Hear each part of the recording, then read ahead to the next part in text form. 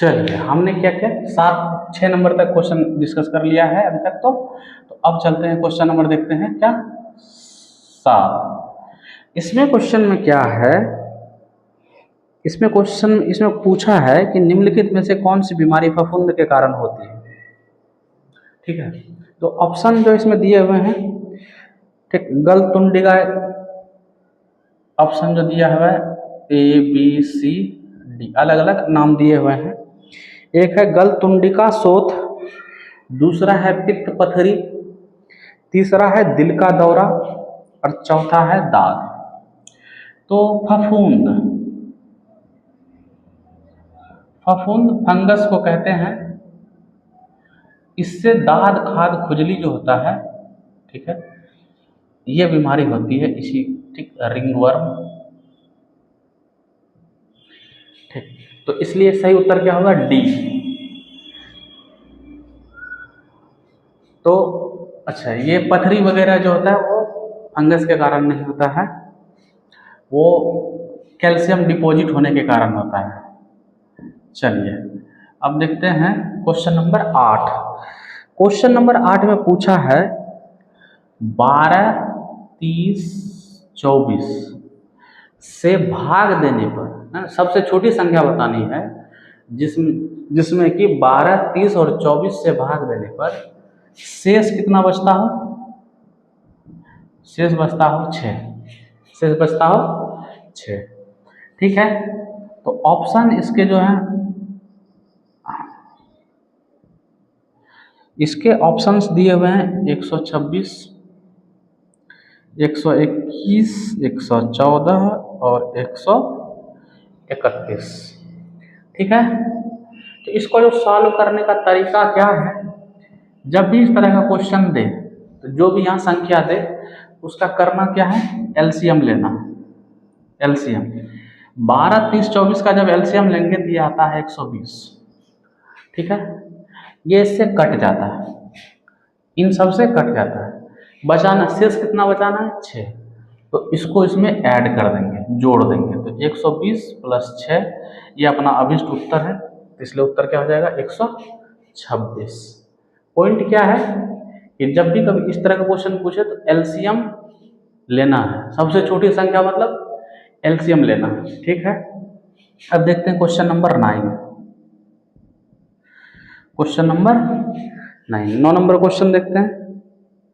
इसमें है कि भारत के संविधान के अनुच्छेद, है ना, देश में लोगों के सदन में अनुसूचित जातियों और अनुसूचित जनजातियों के लिए सीटों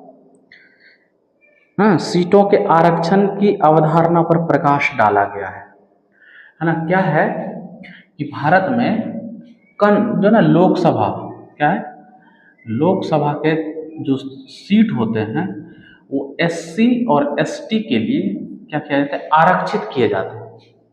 ठीक, एससी और एसटी के लिए आरक्षित किए जाते हैं, जिससे कि उनका प्रतिनिधित्व जो है भारत के संसद में सुनिश्चित किया जा सके। अब पूछा है कि ये किस अनुच्छेद के हिसाब से होता है, तो ऑप्शन दिया है 345, ठीक, 326, 330 और 361। तो रिजर्वेशन जो है, प्रावधान इस तरह का लोकसभा में या फिर जो है सीट आरक्षित करने का, ये अनुच्छेद 330 देता है। कौन देता है, अनुच्छेद 330। अब नेक्स्ट क्वेश्चन देखते हैं 10, क्वेश्चन नंबर 10। इसमें पूछा है select the incorrectly spelled word. अब ये इंग्लिश का क्वेश्चन है, किसका है, इंग्लिश का। सिंपल क्वेश्चन है, जो 10th लेवल का होता है, ठीक है, उससे ज़्यादा कुछ नहीं है। और एक्सपेक्टेड है कि 10th लेवल में जो अंग्रेजी पढ़ाई जाती है, अगर बच्चा गंभीरता से पढ़े तो उसको इतनी अंग्रेजी आ जाती है। ठीक है, ये 4 ऑप्शन है, ये 4 ऑप्शन है। फर्टिलाइज का स्पेलिंग सही है ब्रिटिश इंग्लिश के हिसाब से, ब्रिटिश इंग्लिश के हिसाब से जो फर्टिलाइज का स्पेलिंग हो क्या है, सही है। ठीक, अब ये फ्यूडल है, फ्यूडल का स्पेलिंग ऐसा नहीं होता, फ्यूडल ऐसे होता है। ठीक, फेस्टिविटी सही है, फिजेट सही है, इसलिए इसमें से गलत कौन सा है, ये तो यही अपना उत्तर हो जाएगा। तो ऑप्शन बी क्या है अपना, क्यों, क्योंकि उसमें गलत पूछा है, इनकरेक्टली स्पेल्ड वर्ड पूछा है। ठीक है, क्वेश्चन नंबर 12 में grand old lady, grand old lady स्वतंत्रता आंदोलन में किसको कहा जाता था? स्वतंत्रता आंदोलन में, भारतीय स्वतंत्रता आंदोलन में, ठीक, किसको कहा जाता था? यह मॉडर्न हिस्ट्री का क्वेश्चन है। इसमें विकल्प जो हैं यह है अरुणा आसफ अली, सुचेता कृपलानी, उषा मेहता और स्वरूप रानी। ठीक, तो स्वरूप रानी का बहुत ज़्यादा कोई योगदान, ठीक है, ऐतिहासिक रूप से स्वतंत्रता आंदोलन में था नहीं, इसलिए उसको पहले हटा देते हैं। उषा मेहता जो थी ये लड़की थी। ठीक, ये इतिहास में इसलिए प्रसिद्ध हुई, ये चुपके चुपके से रेडियो चलाती थी जिसपे क्रांतिकारियों की खबरें, ठीक, एक दूसरे को शेयर किया करते थे। ठीक है, गुप्त सूचनाएं जारी ये प्रसारित करती थी। और सुचेता कृपलानी, तो इसका सही उत्तर है अरुणा आसफ अली। अरुणा ये बहुत एजेड थी, ठीक है, और इन्होंने अंग्रेजों के विरोध में तिरंगा झंडा फहराया था। ठीक, और नेतृत्व किया था महिलाओं का, इसलिए इनका नाम इतिहास में दर्ज है। ठीक, और ये बहुत बड़े नेता की जो थी हम सफर थी। ठीक है, अब देखते हैं क्वेश्चन नंबर 13। चलिए, हमने क्वेश्चन नंबर 12 तक डिस्कस कर लिया, अब क्वेश्चन नंबर देखते हैं 13। क्वेश्चन नंबर 13 में पूछा है क्या है, अच्छा, तुलबुल परियोजना किस नदी पर है? चलिए, इस क्वेश्चन को अभी स्किप करते हैं, ठीक, इसको बाद में डिस्कस करेंगे। ठीक, क्वेश्चन नंबर फिर देखते हैं 14। क्वेश्चन नंबर 14 में क्या है पूछा है, घनत्व का विमीय सूत्र, घनत्व का विमीय सूत्र। अच्छा, देखिए, कहने का मतलब अगर ये क्वेश्चन पूछ रहा है तो इसका मतलब है कि बिहार पुलिस जो है परीक्षा अगर ले रहा है तो वो 11वीं और 12वीं के सिलेबस को भी क्या कर रहा है, टच कर रहा है। घनत्व, डेंसिटी का ना, घनत्व का ये फॉर्मूला होता है मास, इसको बोलते हैं द्रव्यमान बटा आयतन, द्रव्यमान बटा आयतन, ये है घनत्व का फॉर्मूला। यहाँ से भी हम ये सूत्र निकाल लेंगे, द्रव्यमान के लिए क्या आता है, केजी, केजी को मास बोलते हैं। ठीक, आयतन क्या होता है, आयतन नापा जाता है किसमें, वॉल्यूम, आयतन किसमें, लीटर, लीटर में क्यू, तो एल पर 3। ठीक, तो ये क्या है, m अपॉन एल पर पावर 3, तो इसका मतलब है कि ये क्या हो जाएगा, m एल पर पावर -3 टी पर पावर 0, ये इसका क्या हो गया, विमीय सूत्र। ये क्या हो गया, विमीय सूत्र। तो इस हिसाब से आपका जो है option number A, option number A क्या है, ये सही उत्तर है। ठीक है, अब पूछा है, देखते हैं question number 17, question number 15। Question number 15 में पूछा है विटामिन B7 का नाम क्या है? ठीक, विटामिन B7 का रासायनिक नाम।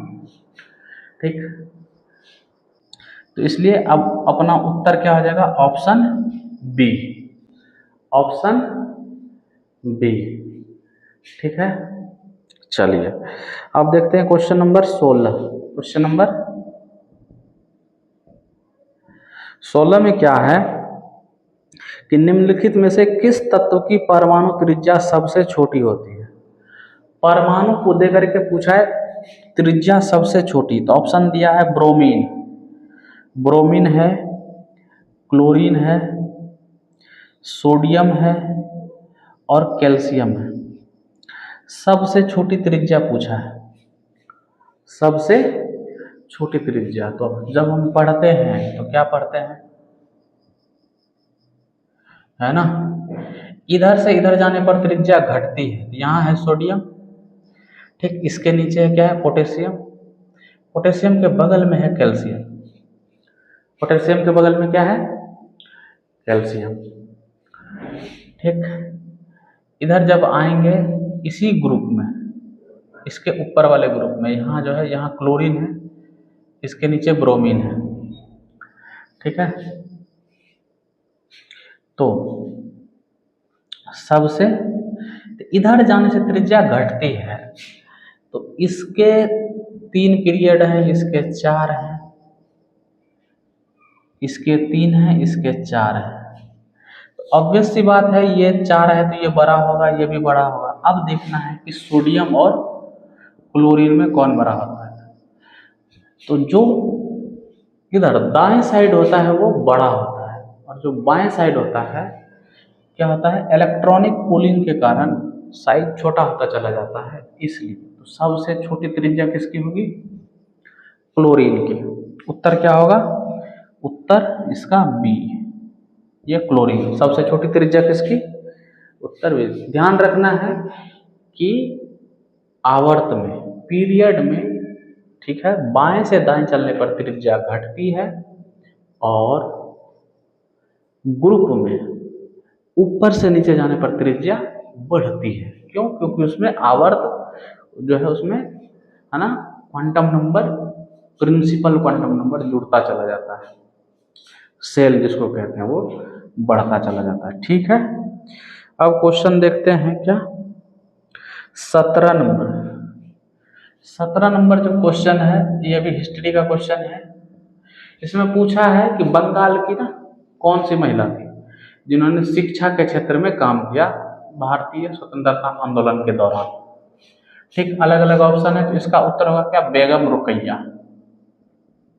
इसका उत्तर क्या होगा, बेगम रुकैया, ठीक। अब देखते हैं क्वेश्चन 18, इसमें क्या है।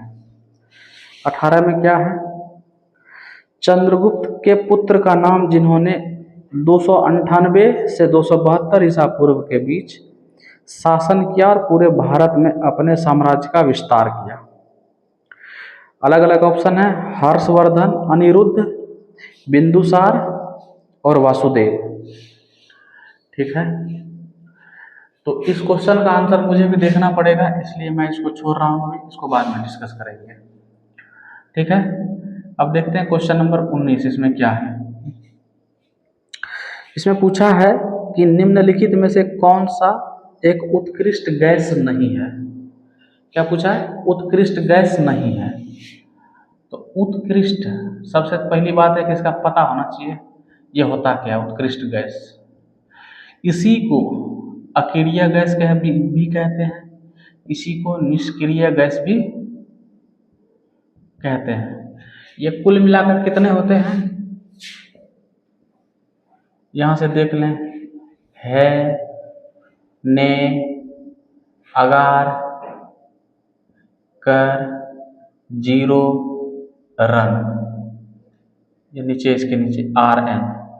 तो कुल मिला के हीलियम, नियॉन, आर्गन, क्रिप्टन और जेनॉन, रेडॉन, ये क्या है, कुल मिलाकर के 7 निष्क्रिय गैस होते हैं। निष्क्रिय मतलब जो रासायनिक अभिक्रिया में भाग नहीं लेते, जिसका बाहरी अष्टक पूरा होता है, ठीक है, उसको कहते हैं निष्क्रिय गैस। तो ये क्या क्या है, helium, neon, argon, krypton, xenon, radon. तो इसमें जो विकल्प दिए हैं, क्रिप्टन है, आर्गन है, जेनॉन, हम जानते हैं क्लोरीन क्या है, निष्क्रिय गैस नहीं है, इसलिए इसका उत्तर क्या हो जाएगा, डी। क्वेश्चन नंबर 19 का उत्तर क्या होगा, डी। सॉरी 19 नहीं, क्वेश्चन नंबर 20 का है। क्वेश्चन नंबर कौन सा है, बी, 20 है। क्वेश्चन नंबर कौन सा है, 20। चलिए क्वेश्चन नंबर 19 भी छूट गया है, इसको बाद में देख लेते हैं छूट गया है तो। अच्छा क्वेश्चन नंबर 21 देख लेते हैं। क्वेश्चन नंबर 21 इसमें पूछा है टीपू सुल्तान द्वारा सेरंगीपट्टनम में लगाया गया ट्री ऑफ लिबर्टी किस क्रांति में उनकी रुचि का प्रतीक था। तो टीपू सुल्तान जो था उसको इतिहासकार मानते हैं, भारतीय एकेडमिया मानता है कि मॉडर्न टाइप का आदमी था, ठीक है, सेकुलर टाइप का आदमी था।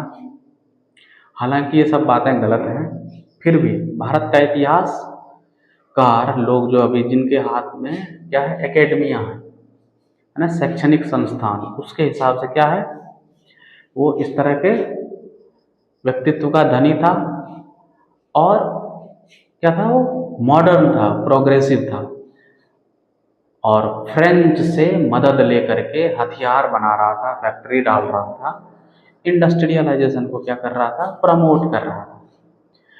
तो इसलिए उसने क्या किया था फ्रेंच से है ना अपनी दोस्ती के है ना प्रतीक के रूप में ठीक ट्री ऑफ लिबर्टी को क्या किया था अपने इसमें ना रूम में रखता था वो, ठीक। तो ये प्रतीक किसका था, फ्रांसीसी क्रांति में रुचि का। इसमें फ्रेंच जो रिवॉल्यूशन है, फ्रेंच क्रांति है ना, उसमें रुचि का क्या था ये प्रतीक था, ठीक है। चलिए आज अभी इतना इसको यहीं पे छोड़ते हैं, ठीक है। और क्या है कि बाकी जितने भी बचे क्वेश्चन हैं, ठीक, जो लोग भी गंभीरता से तैयारी कर रहे हैं वो लोग कोशिश करें, कल इसको पूरा डिस्कशन कर लेंगे। आज थोड़ा इसलिए किया है ताकि अंदाज़ा लगे कि क्वेश्चन को अटेम्प्ट कैसे करते हैं, कैसे सॉल्व करते हैं, ठीक है।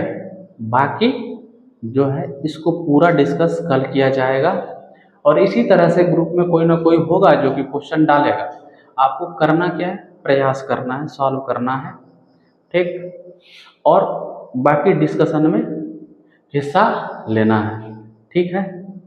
चलिए धन्यवाद।